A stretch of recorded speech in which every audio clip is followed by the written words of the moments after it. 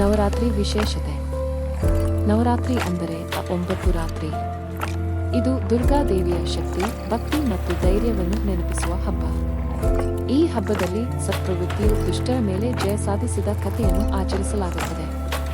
9 ದೇವಿಯ ಕಥೆ. 1. ಶೈಲಪುತ್ರಿ. ಹಿಮಾಲಯನ ಮಗಳು, ಎಮ್ಮೆ ಮೇಲೆ ಸವಾರಿ, ಶಕ್ತಿಯ ರೂಪ. 2. ಬ್ರಹ್ಮಚಾರಿಣಿ, ಶಿವನಿಗಾಗಿ ತಪಸ್ಸು ಮಾಡಿದವಳು, ತಾಳ್ಮೆ ಮತ್ತು ಭಕ್ತಿಯ ಸಂಕೇತ. 3. ಚಂದ್ರಗಂಟೆ.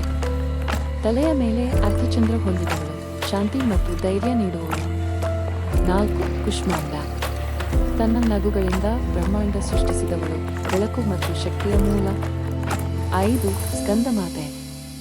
ಕಾರ್ತಿಕೇಯನ ತಾಯಿ, ತಾಯಿಯ ಪ್ರೀತಿ ಮತ್ತು ರಕ್ಷಣೆಯ ಪ್ರತೀಕ. 6. ಕಾತ್ಯಾಯನಿ. ಋಷಿ ಕಾತ್ಯಾಯನರ ಪುತ್ರಿ, ಮಹಿಷಾಸುರನ ಸಂಹಾರಿಣಿ.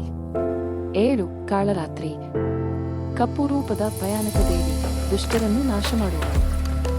8. ಮಹಾಗೌರಿ. ಬಿಳಿ ವಸ್ತ್ರ ಧರಿಸಿದ ಶಾಂತರೂಪ, ಶುದ್ಧತೆ ಮತ್ತು ಕ್ಷಮೆಯ ಸಂಕೇತ. 9. ಸಿದ್ಧಿದಾತ್ರಿಯು. ಅಲೌಕಿಕ ಶಕ್ತಿಗಳ ದಾತಿ, ಭಕ್ತರಿಗೆ ಯಶಸ್ಸು ನೀಡುವವಳು. ಹೀಗಾಗಿ ನವರಾತ್ರಿ ಎಂದರೆ 9 ದೇವಿಯ ಶಕ್ತಿಗಳನ್ನು ಸ್ಮರಿಸಿ ಧೈರ್ಯ, ಭಕ್ತಿ ಮತ್ತು ಸತ್ಪ್ರವೃತ್ತಿಯನ್ನು ಜೀವನದಲ್ಲಿ ಅಳವಡಿಸಿಕೊಳ್ಳುವ ಹಬ್ಬ.